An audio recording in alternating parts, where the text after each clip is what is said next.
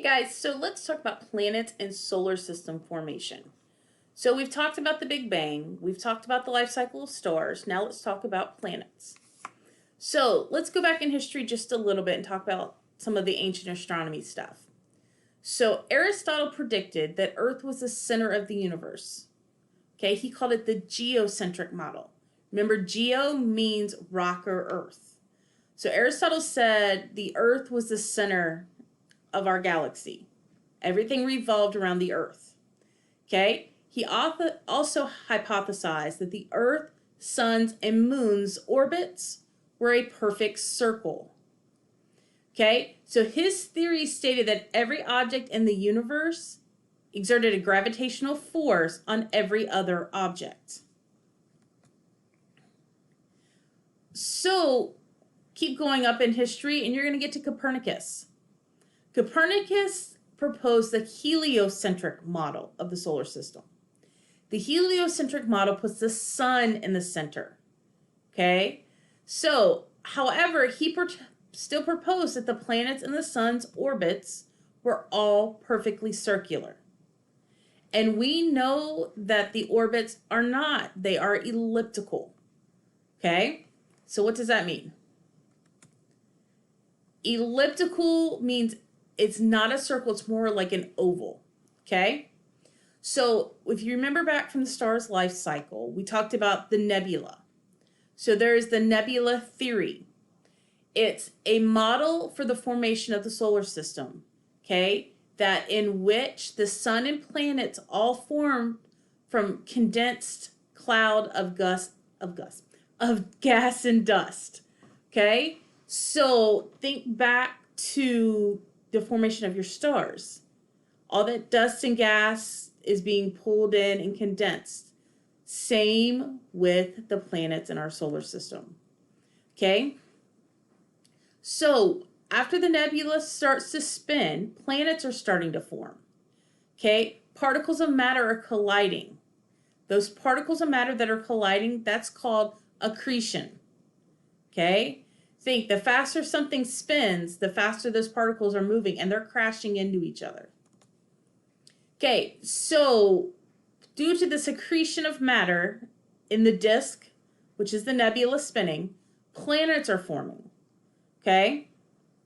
The nebular hypothesis explains why there are small rocks in space because of how things are colliding due to accretion.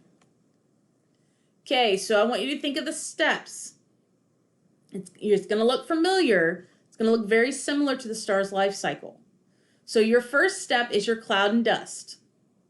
Okay, your cloud and dust then starts to collapse and condense due to accretion, and cloud collapses and rotates. This spinning causes the cloud to flatten. Okay, and then the planets start to form in that flattened cloud, and gravitational pull is increased. Okay, so there's more gravity acting on it. Small planets are colliding to form big ones. Okay, and therefore their gravity is increasing as they collide. Gas giants form in the outer solar system. So think, if they're in the outer solar system, they don't have as much gravity pushing in on them to pull everything. So think of our planets. Which ones are more dense? Which ones are more gaseous? Okay? So gas giants form in the outer solar system and then orbits start to form. So today you are doing an activity on Kepler's law. So this is where this all comes into play. Kepler's first law states the orbit of every planet is an ellipse with the sun at one of the two foci. Okay? Foci is just the plural word for focus. And you know, if you're talking about the focus of a circle, it's the very center point. So having two foci mean that there are two center points. If you look at the diagram here, you'll see the sun's at one, and then we have a planet or an X for the other foci, and the planet is orbiting around it. And if you look, that shape is not circular.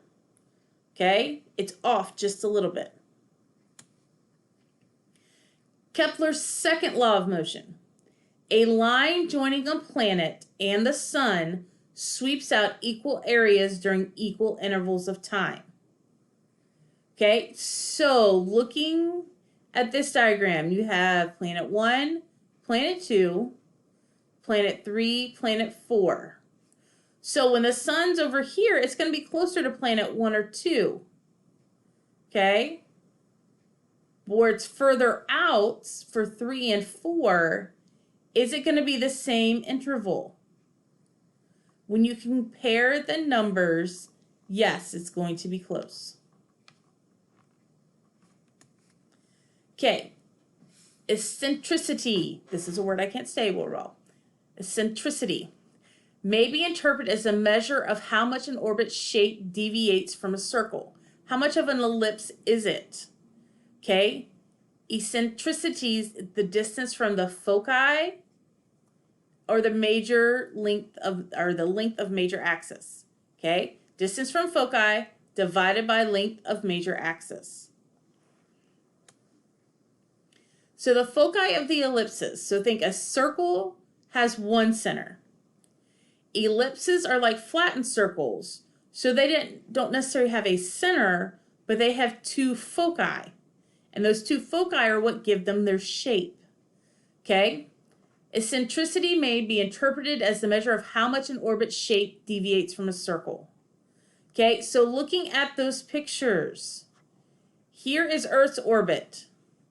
And it looks almost like a perfect circle. But if you look at the numbers, not quite. And then you look at Mars's orbit, it's looking more of that oval shape.